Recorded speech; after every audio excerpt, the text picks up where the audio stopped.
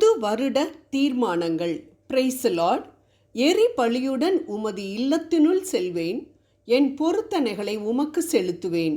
அவற்றை என் துன்ப வேளையில் என் நா உரைத்தது, என் வாய் உறுதி செய்தது. திருப்பாடல் 66, 13 மற்றும் 14 இறைவார்த்தைகள்.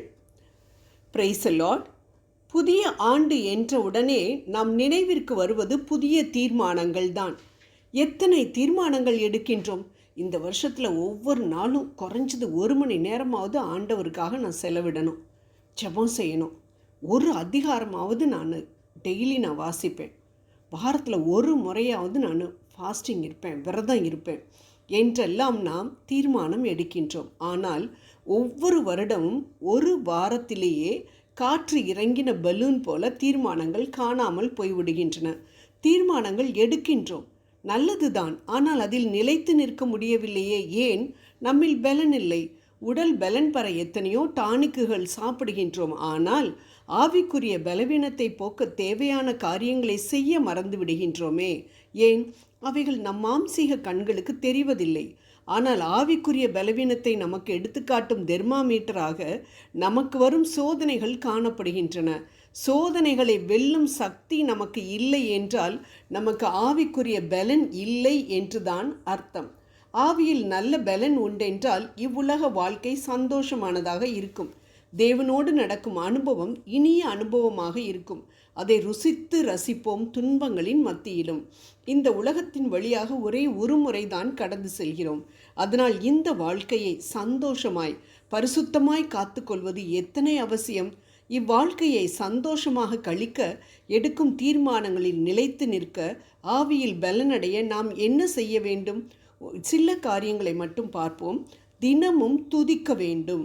நன்றி பலி செலுத்துவோர் என்னை மேன்மைப்படுத்துபவர். திருப்பாடல் சங்கீதம் 50, 23 மற்றும் என்னை மகிமைப்படுத்துகிறவனை நான் மகிமைப்படுத்துவேன் எனவும் நம் ஆண்டவர் வாக்கு கொடுக்கிறார். மேலும் நாம் அவரை துதிக்கும் பொழுது நம் உள்ள மகிழ்ச்சி அடையும். வானத்தையும் பூமியும் படைத்த தேவனுக்கு நான் ஏதாவது கொடுக்க வேண்டும் என நம் மனம் அலைப்பாயும். அதன் வெளிப்பாடுதான் நம் தீர்மானங்கள். துதி நம்மை ஸ்திரப்படுத்தும், பலப்படுத்தும். தாவீது துதிகளின் மத்தியில் வாசம் செய்பவரை துதித்து துதித்து தன்னை பலப்படுத்தி கொண்டார் என்று நாம் விவிலியத்தில் பார்க்கிறோம். அதுபோல நாமும் நம் தேவனை ஒவ்வொரு நாளும் அவரின் அருட்பெரும் குணாதிசயங்களை, கிரியைகளை சொல்லி அரை மணி நேரமாவது துதிப்பேன் என்பது போன்ற தீர்மானம் எடுப்போம். இந்த தீர்மானம் மற்ற தீர்மானங்கள் நிறைவேற்றப்பட நிச்சயம் உதவி செய்யும். இரண்டாவதாக, தினமும் வேதத்தை, விவிலியத்தை வாசிக்க வேண்டும். ஆம் அன்பானவர்களே, தினமும் 5 அதிகாரம் வீதம் வேதத்தை வாசித்தால் வருடம் முடிவதற்குள்ளாக நாம் விவிலியத்தை வாசித்து முடித்து விடலாம். குறைந்தது ஒரு நாளில் ஒரு அதிகாரமாவது படிப்பேன் என தீர்மானம் பண்ணுவோம். வேத வாக்கியங்களை ஆராய்ந்து பார்ப்போம், தியானிப்போம். யோசுவா 1:8 ஆண்டவர் நம்மை ஆசீர்வதிப்பார்.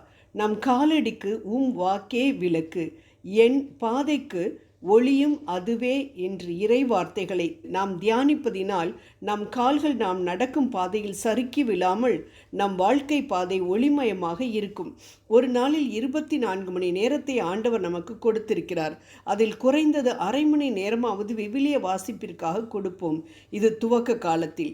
ஆனால் நாளாக ஆக நமக்கே தெரியாமல் நாம் நேரத்தை கூட்டிக் கொண்டே போவோம். இதுதான் ஆண்டவரின் அன்பை ருசிப்பது என்பது.